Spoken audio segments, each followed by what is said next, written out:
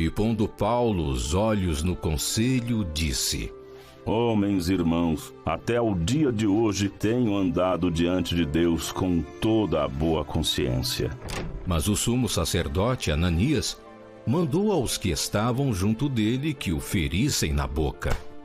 Deus te ferirá a parede branqueada. Tu estás aqui assentado para julgar-me conforme a lei, e contra a lei me mandas ferir? E os que ali estavam disseram: Injurias o sumo sacerdote de Deus! Não sabia, irmãos, que era o sumo sacerdote, porque está escrito: não dirás mal do príncipe do teu povo.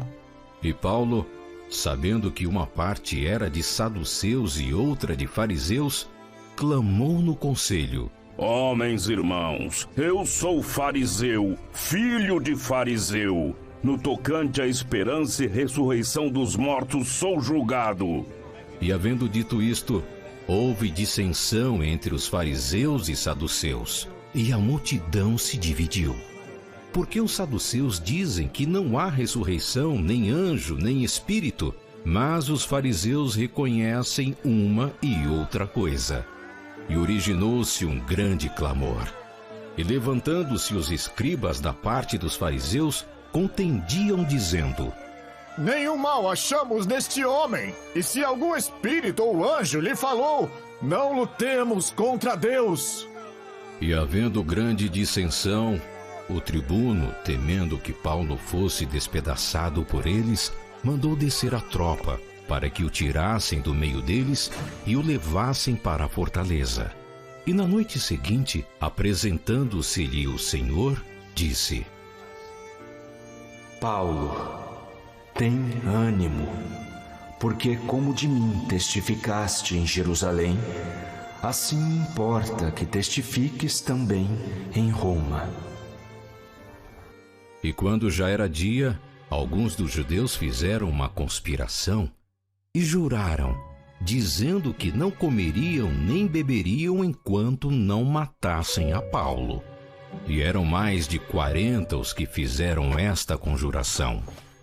E estes foram ter com os principais sacerdotes e anciãos e disseram: Conjuramo-nos, sob pena de maldição, a nada provarmos até que matemos a Paulo.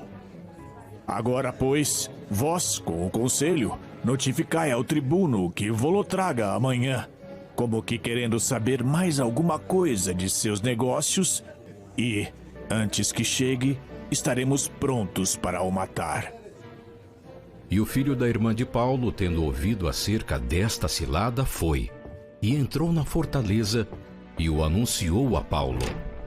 E Paulo, chamando a si um dos centuriões, disse: Leva este jovem ao tribuno, porque tem alguma coisa que lhe comunicar.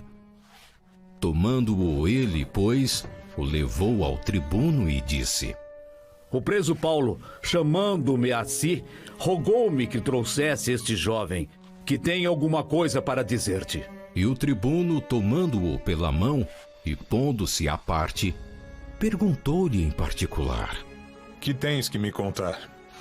Os judeus se concertaram rogar-te que amanhã leves Paulo ao conselho, como que tendo de inquirir dele mais alguma coisa ao certo. Mas tu não os creias, porque mais de 40 homens de entre eles lhe andam armando ciladas, os quais se obrigaram, sob pena de maldição, a não comer nem beber, até que o tenham morto, e já estão preparados, esperando de ti promessa. Então o tribuno despediu o jovem, mandando-lhe que a ninguém dissesse que lhe havia contado aquilo.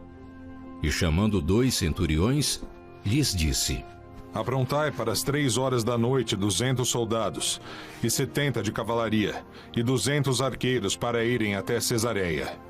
E aparelhai animais para que, pondo nelas a Paulo, o levem salvo ao presidente Félix. E escreveu uma carta que continha isto: Cláudio Lísias a Félix, potentíssimo presidente, saúde. Esse homem foi preso pelos judeus, e estando já a ponto de ser morto por eles, sobrevim eu com a tropa e o livrei, informado de que era romano. E querendo saber a causa, por que o acusavam, o levei ao seu conselho. e achei que o acusavam de algumas questões da sua lei, mas que nenhum crime havia nele digno de morte ou de prisão. E sendo-me notificado que os judeus haviam de armar ciladas a esse homem, logo te enviei, mandando também aos acusadores que perante ti digam o que tiverem contra ele. Passa bem. Tomando, pois, os soldados a Paulo como lhe fora mandado, o trouxeram de noite a Antipátride. E no dia seguinte, deixando aos de cavalo irem com ele, tornaram à fortaleza, os quais, logo que chegaram a Cesareia e entregaram a carta ao presidente, lhe apresentaram Paulo. E o presidente, lida a carta, perguntou de que província era. E sabendo que era da Cilícia, disse: Ouvir-te-ei quando também aqui vierem os teus acusadores. E mandou que o guardassem no pretório de Herodes.